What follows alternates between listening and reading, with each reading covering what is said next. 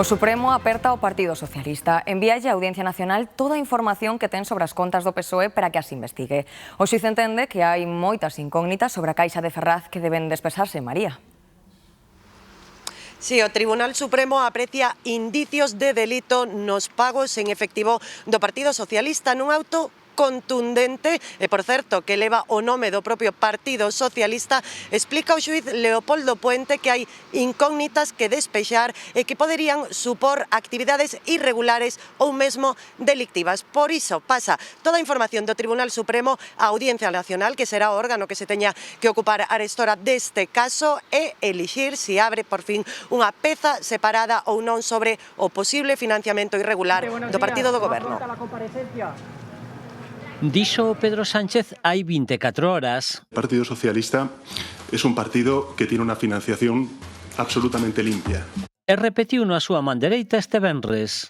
Nosotros tenemos la trazabilidad de todos los pagos que se hayan podido hacer previa factura. A cúpula socialista defende a limpeza das contas do partido, pero o xuíz do Supremo non o ten tan claro e envíalle toda a documentación á Audiencia Nacional para que investigue os pagos en metálico a Ábalos e Coldo. Un informe da UCO fala de posibles descadres na contabilidade. O auto sostén que hai moitas incógnitas sobre o financiamento e a caixa do PSOE que deben despexarse. Presión judicial que ven a sumarse á presión política. El Partido Socialista no es capaz de explicar el origen de su dinero. Esto explica por qué ayer Sánchez mintió. O PP decidirá nas próximas horas que facer coa comparecencia de Pedro Sánchez. Esto tiene un largo recorrido. Es la estrategia del Partido Popular, amenazarnos. 24 horas despois disto, Señoría, que yo no tomé ninguna, a distancia entre Moncloa e Génova segue a ser a distancia entre o blanco e o negro. Nos estamos acostumbrando a un tono faltón, grosero.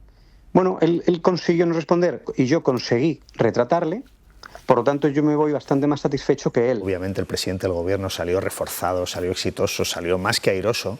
A lo mejor se ha escapado, pero España ha visto el presidente que tiene. O debate tamén se trasladou ás redes sociais. A deputada socialista no Parlamento de Galicia, Paloma Castro, atacou o senador do PP que interveu na comisión. A deputada do PSDG cuestiona as consecuencias da COVID que sufriu Alejo Miranda e escribe que está descubrindo que os efectos secundarios desta enfermidade afectan a educación, o nivel intelectual e o desenvolvemento mental. Un chío que xa tivo resposta do secretario xeral do Partido Popular. Miguel Tellado di que Paloma Castro se define con este chío que cualifica de cruel e mostra de miseria moral. O secretario xeral do PP pídelle ao PSOE que cese de inmediato a deputada, xa que non considera que non é digna de representar os galegos no Parlamento. Pide tamén Miguel Tellado que se deixe de sementar odio. Os populares galegos creen que o presidente do goberno mostrou ante o Senado desprezo polas institucións e os partidos políticos. A secretaria xeral do PPDG, Paula Prado, asegura que Sánchez está máis preocupado en ocultar os seus problemas que en atendelos da xente. Durante unha visita a un negocio dunha traballadora autónoma de Vigo, Prado dixo que o goberno central non é consciente das dificultades que teñen os traballadores por conta propia polas trabas burocráticas e as elevadas cargas impositivas. A última ocorrencia do señor Sánchez foi dicir que o país pois non pasaba nada porque non houbera autónomos, non? Pois, claro, está máis ocupado en facer outras cousas ou en intentar tapar as súas corrupcións, os seus problemas políticos, como vimos onte na súa comparecencia no Senado. A Comisión Europea quere priorizar o enlace ferroviario entre Lisboa e Madrid e acaba de facer público o calendario do proxecto. Esa decisión de Bruxelas de destacar este enlace preocupa a Eurorrexión Galicia Norte de Portugal, onde temen que se atrase a conexión entre Vigo e o Porto. Susana. Si ese calendario reitera a necesidade de que a viaxe en tren entre Madrid e Lisboa dure 5 horas en 2030, 3 horas de Madrid a fronteira e outras 2 horas ata Lisboa. Tamén lle reclama aos gobernos luso e español que como máximo en 2034 a viaxe se reduza a 3 horas. Os dous países terán que presentar polo menos un informe ao ano explicando as súas actuacións. Unha noticia que preocupa en Galicia e no norte de Portugal, onde temen que o AVE Vigo-Porto perda pulo, pase a un segundo plano e sufra novos atrasos. Os empresarios galegos insisten en defender a prioridade do AVE Vigo-Porto. Creo que é fundamental esta arteria ferroviaria para que, bueno, pois todo o norte de Portugal e a Galicia, que ten esa actividade socioeconómica tan importante, pois poda seguir desenrolándose de maneira eficaz e eficiente, non? A alarma saltou tras a decisión de execución da Comisión Europea sobre a conexión de alta velocidade Lisboa-Madrid, marcando datas 2030 para unha viaxe de 5 horas e 2034 en 3 horas, pero sen novidades para Galicia. Realmente, se nós vemos os datos que temos entre Madrid e Lisboa, pois son moito peores que os de Oporto con cualquier punto de Galicia. Dende o Eixo Atlántico apuntan que non hai motivo de alarma e que todo se debe aos atrasos nese enlace entre Madrid e Lisboa. Esa óptica é lógico que falen solo desa liña, porque é a única que a eles non lles cuadra. Eso non quere decir que haxa ningún problema ou que Bruxelas ignore a liña galega. Es que simplemente para eles a liña galega está en plazo. Din que a conexión con Galicia avanza en tempo se ven sinalan atrasos. A liña Vigo-Porriño xa leva, está xa adxudicada, xa fixeron un estudio informativo, pero leva máis dun ano de retraso. Confían en que en 2030 se poida circular da Coruña a Lisboa en tren nun tempo competitivo e que para 2033 xa se acade o obxectivo de alta velocidade. Última voadura na central térmica litoral en Almería. Nestas instalacións almacenaban e dosificaban o carbón que se utiliza para producir enerxía. Para voar esta estrutura de máis de 12.000 toneladas de peso empregáronse 550 kilos de dinamita. Os traballos de desmantelamento da central comezaron no 2021 e a súa finalización está prevista pro 2026. Noutros asuntos, os socialistas galegos reclamanlle á Xunta máis impulso á construción de vivenda pública. O seu secretario xeral, José Ramón Gómez Besteiro, anunciou en Caldas que incluirán esta reclamación nas súas emendas aos orzamentos de 2026. Porque queremos que haxa máis impulso de vivenda pública, pero queremos que haya máis apoio ás industrias e que se centre tamén nas necesarias conexións das carreteras aquí no concello de Caldas de Reis, sobre todo pensando además no tráfico de toda a comarca. Esas van a ser as nosas apostas, esas son as nosas enmendas e iso é do que falamos cos veciños. Precisamente os presupostos da Xunta pro ano que ven incrementan en máis dun 60% o orzamento para a vivenda protexida. A partida queda en 163 millóns de euros. O obxectivo é construir 25.000 novas vivendas a prezo accesible para cando remata a legislatura en 2028. Un 63% máis que no orzamento 25. Son cifras que certifican este compromiso do Executivo galego coa vivenda, porque sabemos que é a principal preocupación da nosa cidadanía, acceder a vivendas de calidade que teñan un precio asequible. Ata o 1 de decembro, os que queiran poden facer as súas achegas ao catálogo de bens de interese cultural do litoral galego.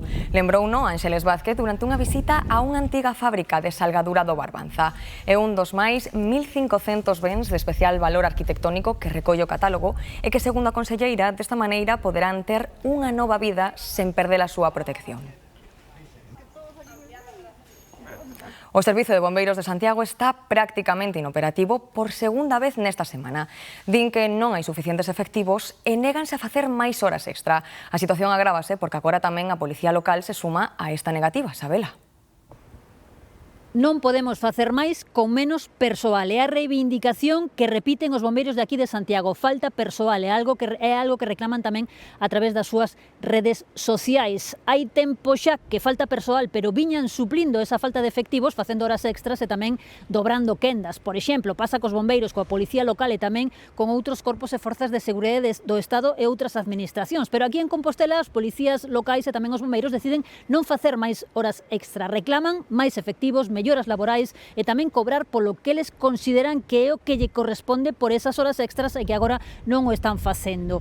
A situación é complicada, delicada, de feito, por vez primeira na historia deste Parque de Bombeiros de Compostela, houbo varios días nos que non estivo o parque operativo 100% porque non había o mínimo de efectivo requerido para as emerxencias. De feito, esta mesma madrugada saíron a unha emerxencia por unha chamada dun incendio e tiveron que chamar o 112, o 112 chamou tamén a outro parque de bombeiros da comarca para reforzar. Finalmente foi unha falsa alarma, pero mesmo está pasando tamén coa Policía Local de aquí de Compostela, que estes últimos días tivo que ser respaldado pola Garda Civil, que fixo un control de alcolemia no centro da cidade. Na Coruña, o Partido Popular pide á Universidade que cumpra a lei e volva a izar a bandeira de España, que leva días retirada. O reitorado substituína pola de Palestina como sinal de protesta pola guerra en Gaza. se está cometendo un grave ataque ao respeto institucional. E iso é algo que quen preside unha institución que, volvo a repetir, debería representar a todos os coruñeses, é simplemente intolerable. Deixémonos de polémicas estéris e poñanlle solución a unha cuestión que é ben sinxela de solventar. En Inglaterra, o rei Carlos III decidiu retirar os títulos e honras de príncipe ao seu irmán Andrés. Faino tras as acusacións sobre os seus vínculos co delincuente sexual Jeffrey Epstein. Buckingham Palace anunciaba tamén nun comunicado que deberá abandonar a súa residencia no complexo de Windsor. María Sabarís. Andrés Mumbat en Windsor, así será coñecido a partir de agora o príncipe Andrés. Carlos III toma esta decisión de forma persoal, pero tamén consensuada co goberno debido ás constantes acusacións que acurralan ao seu irmán pola súa relación con Jeffrey Epstein. O monarca obriga tamén a Andrés a abandonar a mansión de Windsor onde vivía e onde levaba 20 anos sen pagar alugueiro. Según fontes do Palacio, Andrés non se opuxo a esta decisión, mentres que as súas fillas, as princesas Beatriz e Uxía, seguirán mantendo os seus títulos reais. E pendentes de se hai máis detencións en Pamplona despois da brutal agresión que sufriu un xornalista por parte de grupos radicais que protestaban contra a presenza na universidade dun activista crítico coa esquerda. O sindicato Jupol, maioritario na Policía Nacional, cualifica os incidentes de cale borroca. 24. É o momento da brutal agresión que sufriu un xornalista por parte dun grupo de radicais que protestaban contra a presenza dun activista crítico coa esquerda no campus da Universidade de Navarra. Finalmente, o acto suspendeuse por motivos de seguridade, pero os incidentes foron a máis. Segundo o relato do propio xornalista, un grupo de violentos patearon no chan cando intentaba gravar os disturbios, malia que se identificou como profesional. Recibiu patadas, golpes e insultos e finalmente tivo que ser evacuado en ambulancia a un hospital onde recibiu asistencia médica. Cando o xornalista, houbo outros 4 feridos entre os efectivos antidisturbios da Policía Nacional. Polo momento, hai 2 persoas detidas por estes incidentes.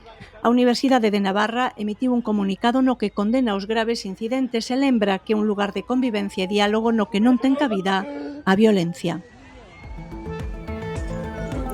E a tráxica noticia do día en Galicia. 3 mariñeiros galegos faleceron nun accidente de tráfico en Namibia. Ían cara ao porto para participar na campaña da pescada negra cando o seu taxi bateu contra outro coche que viña en sentido contrario. De momento sabemos que un dos falecidos, natural de Marín, era o xefe de máquinas do pesqueiro no que ían embarcar, Demetrio.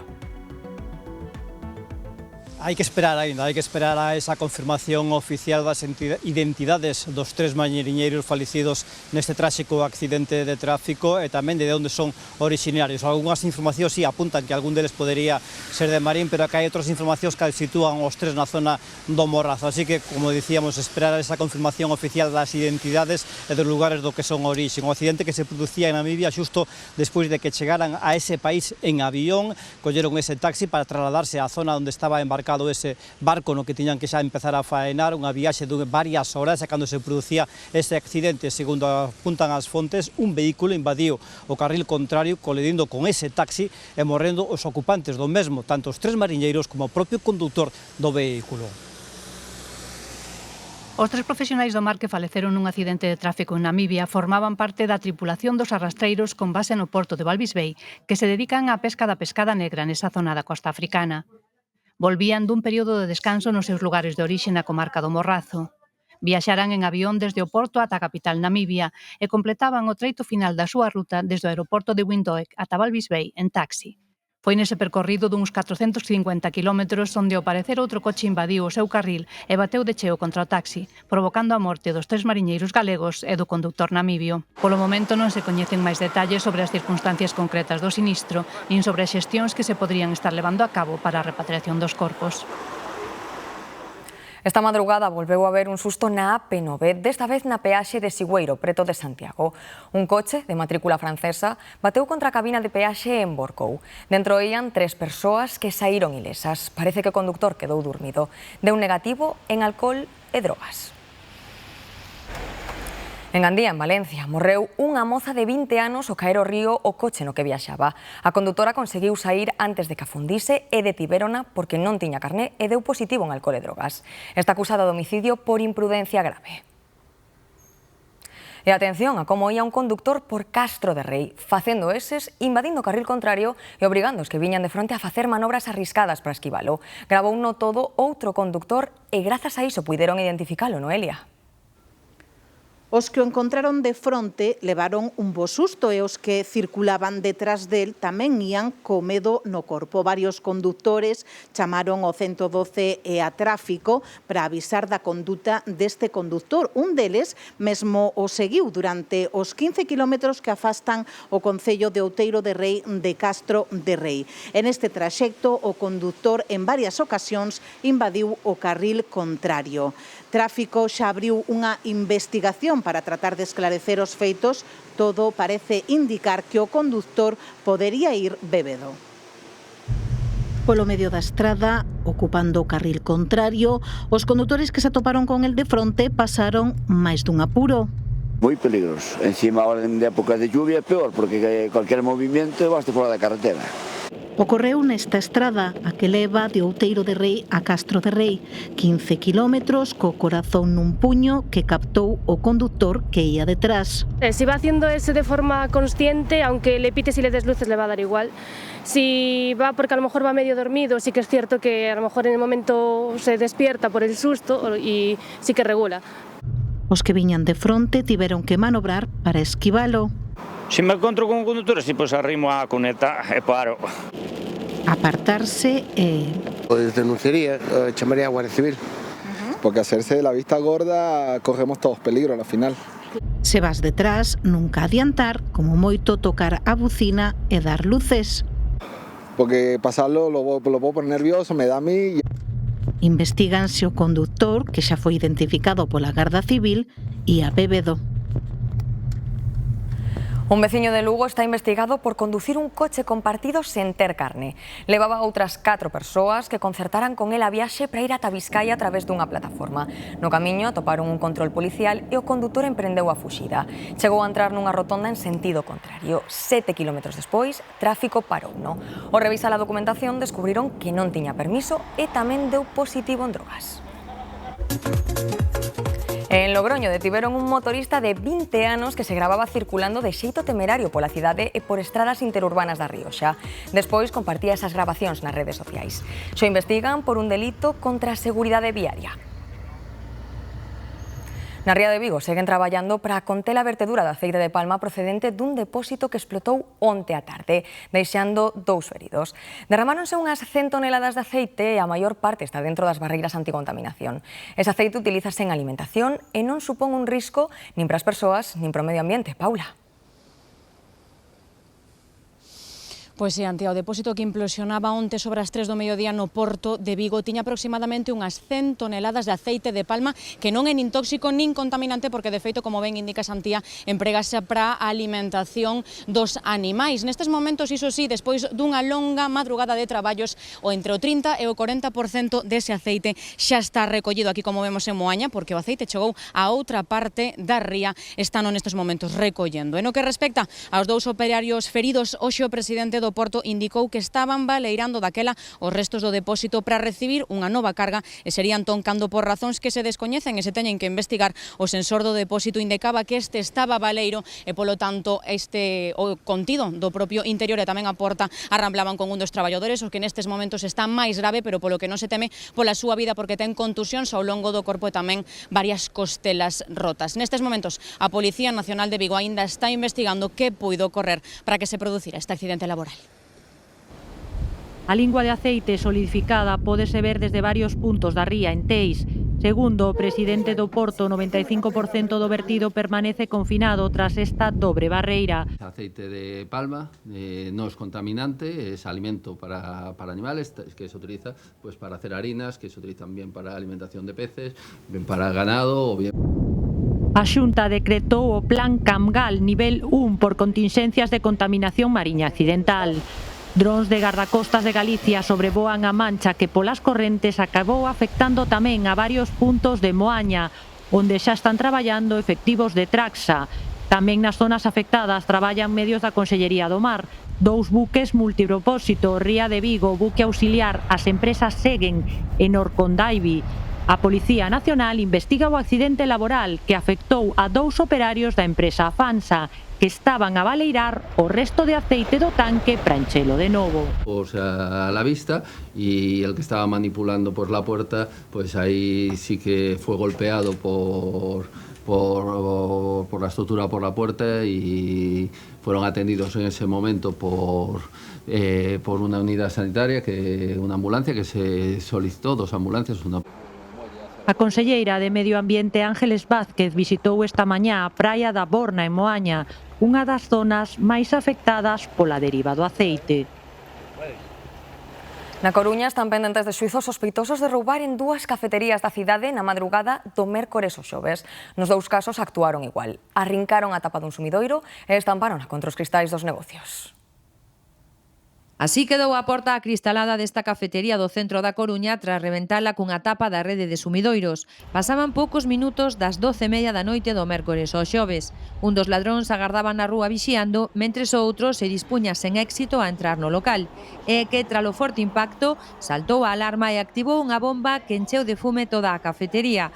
Daquela os delincuentes fuxiron cara a este outro negocio do Paseo das Pontes, onde actuaron do mesmo xeito. Había una persona que se quedó fuera y entró una persona por el cristal y volvió a salir. Fueron cuestión de 45, un minuto y nos fracturaron lo que es toda la cristalera. Xa no interior, o ladrón foi directo a un caixón onde cría que había cartos. Es gracioso, monedas extranjeras, que gente que te las da a veces pues por €1, alguna moneda que viene de otro país y yo las guardo ahí. Los daños sí, porque aparte luego hubo que intentar que nos pusieran el cristal, porque claro, si no me tenía que quedar otra noche. Estuvimos toda la noche aquí. Con todo, os 2 delincuentes non chegaron moi lonxe, a escasos metros foron prendidos pola Policía Nacional. La policía ya estaba aquí al lado, porque ya venían de otro local, aquí cerca, y ya los cogieron aquí en el parque. Entonces, pues nada, ayer se puso la denuncia. E agora están pendentes de xuízo. En Redondela detiveron un mozo de 20 anos que supostamente vendía droga nunha zona onde se concentran varios colexios e institutos. E todo a plena luz do día. Collérono con 9 gramos de cocaína. Era media mañá, hora do recreo nos institutos da zona. A Policía Xudicial estaba a facer labor de prevención do consumo e venda de estupefacientes cando viron un presunto consumidor e seguírono para tentar chegar ao distribuidor. Percatarose da presenza desta persoa que estaba acompañado de estudantes. Isto fixo que os axentes sospeitasen dunha actitude extraña. Estaba entre os estudantes e rodeado de centros educativos, instalacións deportivas e incluso comisarías de policía. E discreto non era. Viron como acercábase ata un coche, introducíase dentro e intercambiaba algo por diñeiro. E logo repetiu a manobra. Fixeron o mesmo, dar unha cousa e recibir diñeiro. Cando se cacheu a esta persoa, encontráronse 9 gramos de unha sustancia polvorenta, blanca, que tratase de cocaína, dividida en 11 bolsas termoselladas, además de 110 euros en efectivo. Tiña tamén un patinete e un neceser onde había máis cartos. En total, levaba 1.700 euros en efectivo. O detido de 20 anos xa tiña antecedentes. Foi posto a disposición xudicial como presunto responsable dun delito de tráfico de drogas. A Policía Nacional e a Axencia Tributaria desmantelaron unha banda dedicada ao contrabando internacional de tabaco e óxido nitroso, tamén chamado gas da risa. Durante a redada foron detidos os 7 membros da banda, 6 en Alacante e 1 en Málaga.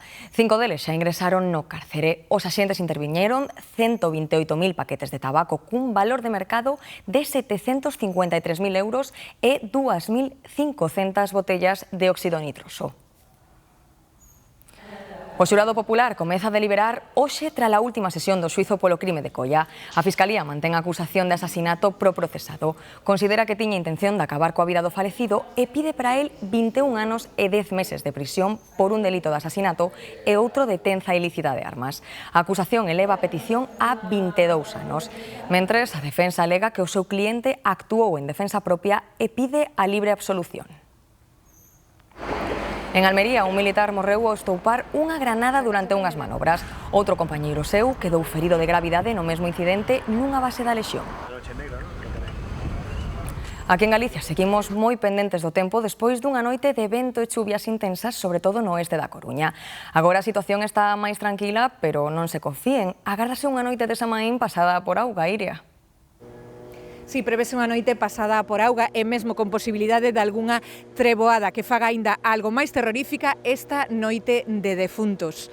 Activarase un aviso amarelo por chuvia no interior e no oeste da provincia da Coruña, en concellos como a este de Santa Comba, onde xa nas últimas 12 horas se acumularon máis de 70 litros de auga.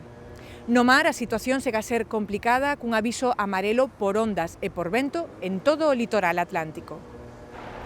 Follas e charcos na Alameda de Santa Comba despois dunha noite de vento, auga e tronos. Erguime perro dos tregos, viñan a mandarme tris. Bastante agua e tronou, sí. O pior é o airo. Sí. A mañán é festivo, día da feira, e temos que barrer esta folla. O mar llevou 50 capas, pois está uno como na sauna.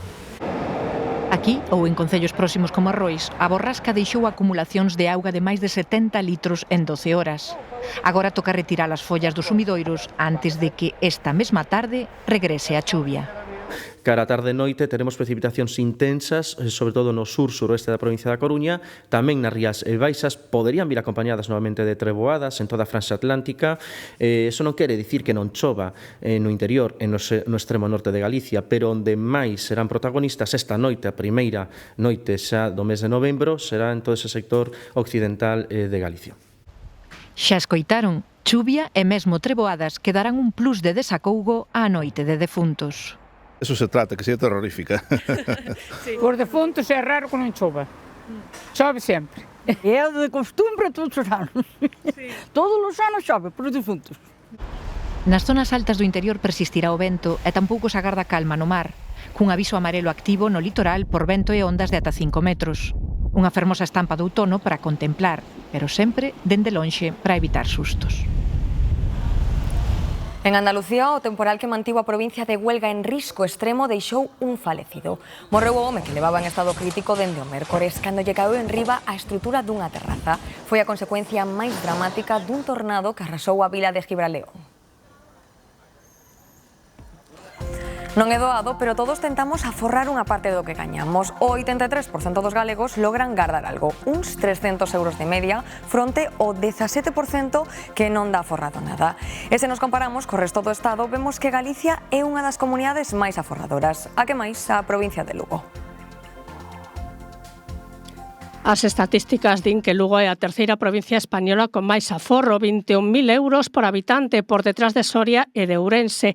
Datos que causan sorpresa no mercado de Vilalba, onde os veciños da capital chairega afirman que teñen complicado forrar parte dos seus ingresos. Penso que hoxe en día a maioría da xente, sobre todo a xente nova, nos costa moito deixar algo do noso sueldo mensual para guardalo, vamos. Nada, ao fin de mes, cero. Desde logo, aforrar o forro de pouco a nada, pero bueno, tratamos de ser un pouco previsores por se hai un apuro. Xa que logo, para sortear a inflación, cada vez miramos máis as ofertas á hora de encher a cesta da compra. Nosotros intentamos tamén darlles opcións para que eles tamén poidan abaratar a súa cesta da compra, pero sí, é verdad que cada vez mírase máis o precio. Ademais da inflación dos produtos básicos, os impostos e os seguros están entre os gastos fixos máis importantes que obrigan a reducir o consumo non básico, nomeadamente no caso dos pensionistas. Hai que ayudar a mi hija un pouco e pouco se ahorra de vacaciones, nada. Procuro forrar, por exemplo, en roupa, en ocio. Unos vinos por aí, nada máis. Por que non fai a compra? Entonces, como non ven facer a compra, non sabe o que subeu todo. Galicia é unha das comunidades máis propicias para aforrar, porén o 15% das familias non o consegue e case a metade dos fogares teñen dificultades para chegar a final de mes. As farmacias do rural contarán a partir do vindeiro ano con axudas e unha maior flexibilidade nas súas condicións de traballo. Trátase de garantir as condicións económicas para que sexan viables, Laura. Sí, farmacias como esta no concello ourensán do Bolo inclúense nestas novas zonas farmacéuticas especiais. Todas elas están en zonas con baixa densidade de poboación e son a única farmacia do municipio. Para garantir o servizo e a súa viabilidade de cara ao futuro, contarán cunha subvención da Xunta a partir do 2026 e poderán dispensar medicamentos a residencias sociosanitarias de menos de 100 residentes, ata agora atendidas polos hospitais de referencia. Vicente é o farmacéutico do Bolo dende hai 20 anos. A súa é a única botica do municipio e aquí atende a veciños dunhas 26 aldeas do concello. A poboación total rolda as 800 persoas. Cumpre, pois, os requisitos para ser unha das novas zonas farmacéuticas especiais. Están en zonas de baja densidade de poboación, que evidentemente que están no rural e que ten unhas especiais circunstancias de vida, de descenso da poboación, de outros problemas que fan que a viabilidade económica e o mantenimento das farmacias no futuro sexa comprometido. Estas farmacias poderán tamén atender residencias sociosanitarias das que ata agora se ocupaban os hospitais de referencia. É un ingreso que se pode chamar como retroactivo porque a xente que está nos centros de maiores e que non se suministra a través das farmacias do rural eran veciños do pobo que compraban esos mesmos medicamentos nas nosas farmacias. Entón é que unha cousa de xustiza ocorre isto.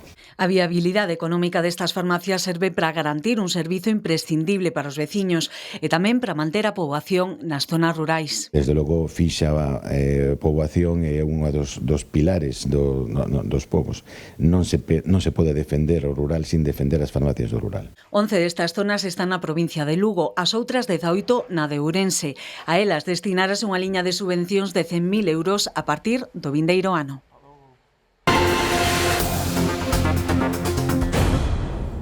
Galicia segue aumentando o número de residencias de maiores construídas pola Fundación Amancio Ortega.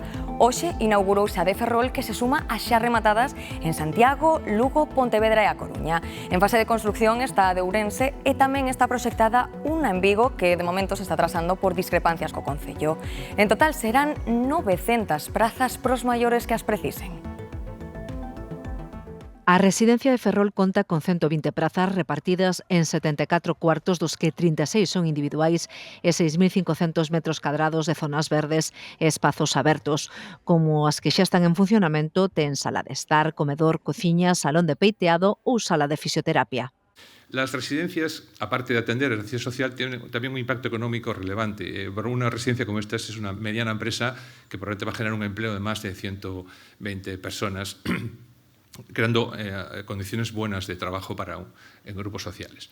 Alfonso Roda agradeceulle a presidenta da Fundación Amancio Ortega, Flora Pérez, o investimento en construir e equipar estas residencias, no caso de Ferrol con máis de 31 millóns de euros, para mellorar a vida dos maiores. Roda felicítase de que esta ambiciosa aposta, dixo, sexa unha feliz realidade.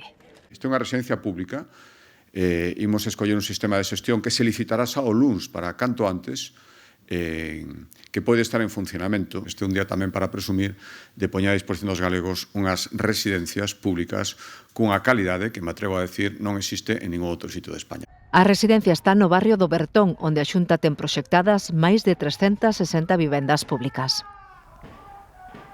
A princesa Leonor fai hoxe 20 anos e este aniversario coincide cun momento clave na formación da herdeira da coroa, que está chamada a ser a primeira raíña de España nacida en democracia. A súa evolución é cada vez máis visible e este camiño recoñeceuse coa Medalla de Galicia neste 2025. 20 anos atrás, de madrugada en Madrid, nacía Leonor de Borbón e Ortiz. Esto es lo más bonito que le puede ocurrir a alguien en la vida. Unha nena que, sen saber aínda falar, xa tiña un destino escrito. La forma política del Estado español es la monarquía parlamentaria. Pouco a pouco comezou a dar os seus primeiros pasos e a exercer como a herdeira, a máis nova de Europa, e hoxe cumpre 2 décadas nas que pasou de ser unha figura simbólica a converterse nunha voz propia. Me debo desde hoy a todos los españoles, a quienes serviré en todo momento con respeto y lealtad. Xurou a Constitución, vestiu uniforme militar, entregou premios e tamén falou en nome da coroa. Este ano, Galicia recoñeceu ese camiño entregándolle a súa máxima distinción, a Medalla de Ouro. Una distinción que, como pone en su relieve, se otorga aos bos e generosos. Pienso que no hay modo mejor de describir a las gentes desta tierra. A futura raíña entra na idade adulta cunha mochila chea de historia, pero tamén de futuro. Soy consciente de cuál es mi deber y de lo que implican mis responsabilidades. Porque hoxe a princesa Leonor non só cumpre anos, cumpre co papel que o tempo lle foi confiando. En forma de carta a nuestros premiados. Os problemas dos galegos para falar inglés teñen que ver sobre todo coa pronuncia. Para superar esa dificultade naceu unha nova aplicación interactiva feita a medias entre as universidades de Santiago e de Vigo. Un equipo de expertos deseñou o xogo que nos ensina a pronunciar a medida que avanzamos etapas do Camiño de Santiago. Non estamos moi certos de que Isandway, esta nova app, aprobase a pronuncia que temos do seu nome. O positivo é que a ferramenta permítenos ir practicando e mellorando conforme imos avanzando nas etapas do camiño. Empezaría o xogo e o alumno, según vai conseguindo os distintos retos, vai ter distintas vieiras. En vez de medallas, ten vieiras. Seguindo un método que nós fixemos aquí de corte contrastivo, contrastando, pois, tomando como referencia as linguas maternas, o galego e o español. Empezar primeiro cos vogais, secuencias vocálicas, despois as consonantes. A miña participación consistiu nun labor de asesoramento para incluir unha serie de personaxes. Persoaxes e acentos, como pode ser o americano estándar, o australiano, canadiense, o irlandés, West Country English, Yorkshire English, o irlandés. Cada etapa, en cada parada, o lugar ou pobo que corresponda, pois que tamén se poida acceder á historia dentro do Camiño de Santiago dese lugar ou dese pobo. Hoxe os autores presentaron a app a que se accede desde o QR deste libro dispoñible nos lugares que indica o Servizo de Publicacións da Universidade de Vigo. Está pensada para estudantes universitarios e de bacharelato, pero xa está próxima a publicarse outra app para alumnos máis novos. Os Camiños de Santiago vanse preparando pro Xacobeo de 2027. O director xeral de Turismo de Galicia acaba de anunciar un investimento de 18 millóns de euros nos 2 próximos anos para labores de conservación. Este novo contrato de conservación integral dos Camiños de Santiago inclúe os servizos de vixiancia, conservación e limpeza e as obras de reparación e mantenimento necesarias á conservación integral do Camiño ao seu paso por Galicia. As mascotas son para moitos un máis da familia e cada vez máis xente quere poder lembralas cando xa non están, especialmente nestas datas. En Galicia xa hai varios cemiterios de mascotas. Hai cemiterios que non atopamos nos mapas, lugares onde non se enterra, pero si se honra. Aquí non hai lápidas, pero si nomes gravados na memoria. Este Parque do Recordo é ese outro cemiterio. Cada vez más ellos son miembros de la familia, por lo tanto tendemos a tratarlos exactamente igual que un miembro más, que un miembro humano. Y sabemos que en humanos esta opción también existe y por eso nosotros también queríamos ofrecerla. Neste crematorio de mascotas gárdanse cinzas en nichos que se alugan e urnas que esperan o seu destino final. Como un paso de transición. Hay gente que no está preparado para llevarse a casa inmediatamente las cenizas y por lo tanto la tienen un tiempo aquí. Y luego ya eligen un destino, esparcirlas, enterrarlas o llevarlas a casa. O Parque do Recordo recibe visitas nestas datas, pero non só o 1 de novembro, senón tamén o 27 de outubro, data simbólica na que din as mascotas volven para acompañarnos. Que tal? Falamos do tempo. A chuvia remitiu un pouquiño en moitas zonas do norte, chove con moita intensidade desta hora en Ourense, no sur de Lugo, onde non hai ningún tipo de aviso, e fíxense que fermoso se ve o faro de Fisterra. Servenos para aproveitar, para comentar que o aviso no litoral atlántico galego vai continuar non só nas próximas horas, tamén na próxima madrugada. E como lles comentaba, en Ourense é das zonas que desta hora pois máis está chovendo, ollo que tamén na Coruña volverán repuntar as precipitacións a medida que vai avanzando a tarde, que non nos libramos das chuvias nin dos avisos por chuvias. Fíxense os previstos para as próximas horas. Esa zona de montaña de Ourense, toda a provincia de Pontevedra e boa parte da provincia da Coruña, precipitacións con algunha tormenta, con vento no litoral e con temperaturas, é certo que están en tímido ascenso. Teremos que esperar a primeira hora da mañá para dar por finalizado este episodio de chuvias. Despois dos deportes, contámoslo todo, falamos da fin de semana e falamos como nos pode afectar Melisa xa para a próxima semana. Esta noite o lugar volve revolucionar o seu plató con máis emoción que nunca para celebrar a noite máis máxica do ano, a do Samaín. Haberá risas, música, tradición e moita festa. Hoxe en Luar pode pasarte todo. Unha noite chea de culturas, tradicións e moita música. Esta noite o noso membro do xurado máis internacional amosarános un anaco da súa terra da man dun convidado moi especial, Carlos Baute. E desde México recibimos a enerxía e o talento do grupo musical JNS, coincidindo co Día dos Defuntos deste domingo. Que novas sorpresas nos terá preparadas Galloso esta noite? Só hai unha maneira de sabelo. Non perdan o Luar. E queremos darlles as grazas por elixirnos como referente informativo. Este telexornal Mediodía foi o máis visto do día cun 19,2 de cota de pantalla na franxa entre as 2:30 e as 3 da tarde. Superou en máis de 2 puntos o seu inmediato competidor e triplicou a outra canle de televisión pública que se emite en Galicia.